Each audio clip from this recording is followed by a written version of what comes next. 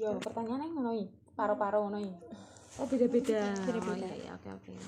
Yang pertama, menurut Mbak Sinta bagaimana pandangan masyarakat sekarang terhadap keberagaman ormas? Oke. Kalau menurut Mbak Sinta, pandangannya itu kan kalau sekarang itu kehidupan itu sudah lebih dinamis ya, lebih maju. Jadi kalau zaman dulu mungkin kita hanya berfokus pada suatu ormas gitu. Nah sekarang tuh lebih majemuk lagi, apalagi sekarang tidak hanya tentang ormas saja yang berkembang gitu, tapi juga dengan layanan di ormas tersebut, yaitu adalah ada layanan kesehatan, pendidikan. Misalkan kalau Muhammadiyah punya apa? Punya rumah sakit, punya pendidikan juga ada. NU juga punya Universitas Nahdlatul Ulama juga ada, begitu ya.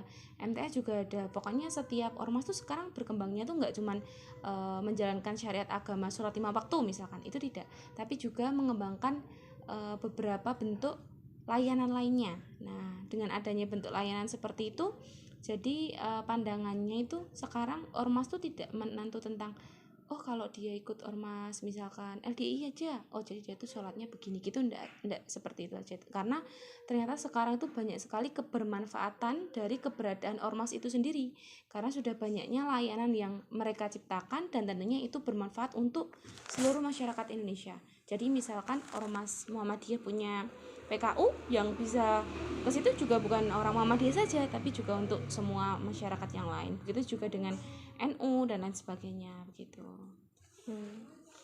Selanjutnya, apa perbedaan pandangan antara generasi tua dan generasi muda dalam keberagaman ormas ini? Oh iya, oke.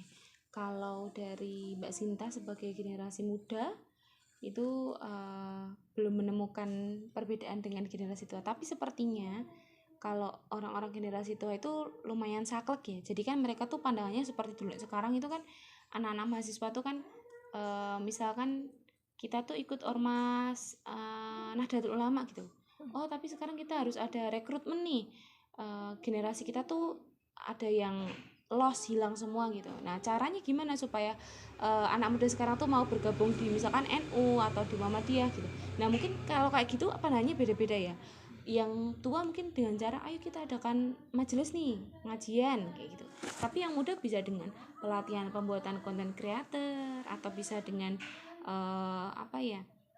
menggali literasi kita masing-masing. Misalkan kamu bisanya apa ini, bikin berita gitu, terus kita belajar tentang berita dan lain sebagainya kayak gitu. Jadi untuk menyalurkan seseorang itu supaya bernafaskan dari ormas yang kita ikuti, jadi kayak membujuk, mempersuat seseorang itu caranya beda-beda. Jadi setiap orang pun berbeda. Misalkan sesama generasi muda tapi beda aja pikirannya itu tetap beda, apalagi dengan generasi tua. Saya rasa itu tetap ada perbedaannya, dan perbedaan secara global itu mungkin sebagai orang tua itu punya cara sendiri yang dulunya dialami. Tapi untuk anak muda sekarang juga yang saat ini dia alami begitu. Jadi karena orang tua dulu sama sekarang anak muda sekarang itu yang dialami itu berbeda, jadi mungkin cara untuk mengatasi suatu hal atau memberikan solusi itu tetap berbeda gitu. Oke, yang terakhir Mbak Sinta, menurut Mbak Sinta faktor apa yang membedakan antara keyakinan ormas antara NU, Muhammadiyah dan lain sebagainya? Faktor apa yang membedakan? Keyakinan mereka? Oh ya, oke.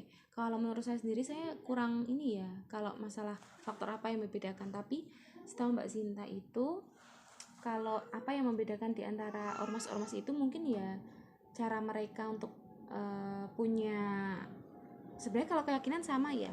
Jadi kalau misalkan tuh hal-hal kecil lainnya, misalkan ketika mereka sholat mungkin bacaannya ada yang berbeda kayak gitu mungkin. Tapi kalau misalkan lebih tepatnya faktor apa yang lebih urgensi atau lebih penting itu Mbak Sinta kurang tahu, karena Mbak Sinta tidak mengikuti semua ormas itu gitu. Jadi kalau Mbak Sinta tahunya hanya ormas-ormas yang secara global umum di Indonesia itu diikuti gitu, seperti NU atau Muhammadiyah gitu. Tapi untuk yang lainnya Mbak Sinta kurang tahu. Kalaupun Mbak Sinta tahu itu kan hanya asumsi Mbak Sinta ya.